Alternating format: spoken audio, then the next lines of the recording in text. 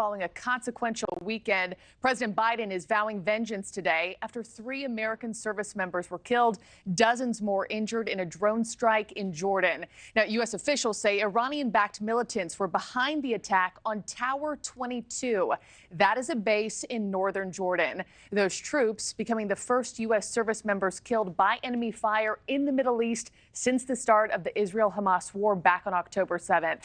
Robert Sherman joins us now in Tel Aviv with the latest. Robert, a significant moment that our U.S. military finds itself in. Markie, for weeks on end, we've been saying that the Middle East is highly unstable. And this morning, you have people here in the region waking up to this very tense environment. We've been seeing strikes like this carried out against U.S. forces for weeks on end by Iran proxies. This is the first time that we've seen it cost the lives of U.S. service members, 3 of them being killed in those drone strikes in Jordan near the Syrian border. And now the focus inevitably shifts to the future. What will the United States do next? President Biden has vowed for there to be a response.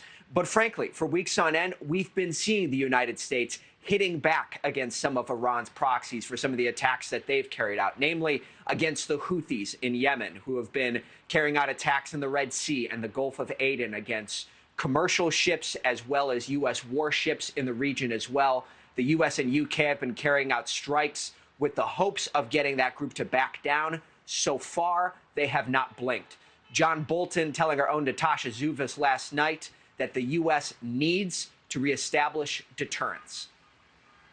If there were ever a moment, and frankly, the moment started about 3 months ago, but if there were ever a moment now when to show American determination and take a significant step to reestablish deterrence, the president's response has to be to strike targets in Iran. If you want to establish deterrence, you don't just hit the proxies that are carrying out the attack. You carry out retaliation against the command and control authorities in Iran and some of their facilities. Something else that we're following, meetings taking place in Europe with CIA Director William Burns alongside the head of Israel's spy agency, the Mossad, and then mediators from Qatar and Egypt, as all of these parties try to restart the process of getting a hostage deal in place. There's still more than 130 hostages being held inside of Gaza. And we hear U.S. officials express cautious optimism that some kind of a deal can be cut. There is one major sticking point, though. Hamas wants a deal that will end the war. Israel does not want the war to end until Hamas is destroyed. It still remains unclear how exactly that gap is going to be bridged. Markie? Yeah, we were in an already precarious situation in the Middle East. This takes things to the next level. And of course, our thoughts with those military family members. Robert Sherman, thanks so much.